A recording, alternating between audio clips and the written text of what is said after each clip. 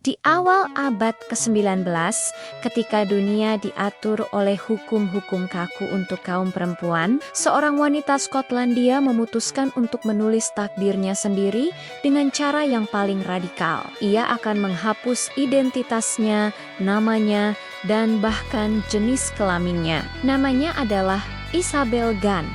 Tapi dunia akan mengenalnya sebagai seorang pria bernama John Vabistor.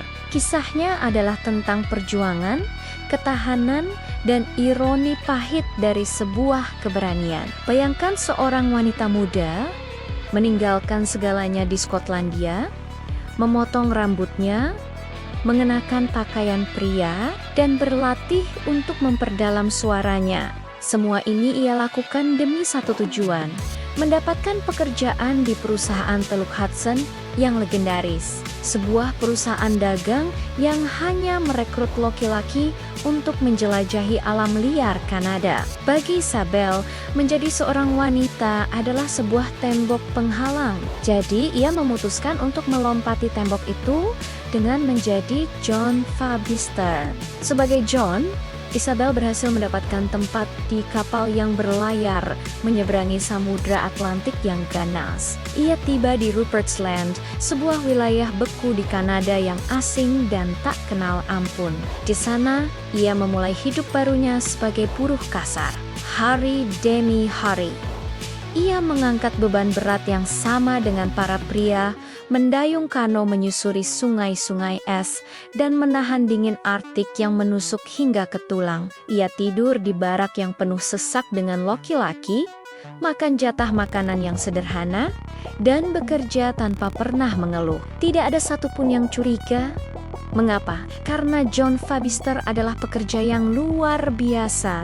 Ia bekerja lebih keras, lebih ulet, dan lebih tangguh daripada banyak rekan prianya. Ia membuktikan dirinya melalui keringat dan tenaganya, bukan melalui identitas yang ia tunjukkan. Selama hampir 2 tahun, ia berhasil menjaga rahasia terbesarnya di tengah kesepian dan kerja keras yang tak berkesudahan. Ia berhasil bertahan di dunia yang dirancang untuk menghancurkannya.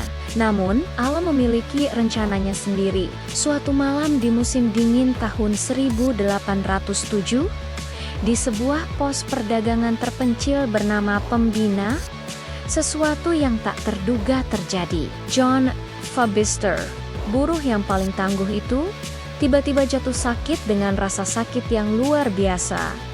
Rekan-rekannya panik. Mereka mengira ia menderita radang usus buntu atau penyakit parah lainnya.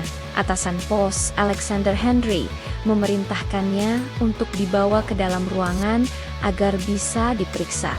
Dan di sanalah, di hadapan rekan kerjanya yang terkejut dan bingung, kebenaran yang mengejutkan terungkap dengan cara yang paling dramatis. Di tengah jeritan kesakitan, John Vabistor melahirkan seorang bayi laki-laki.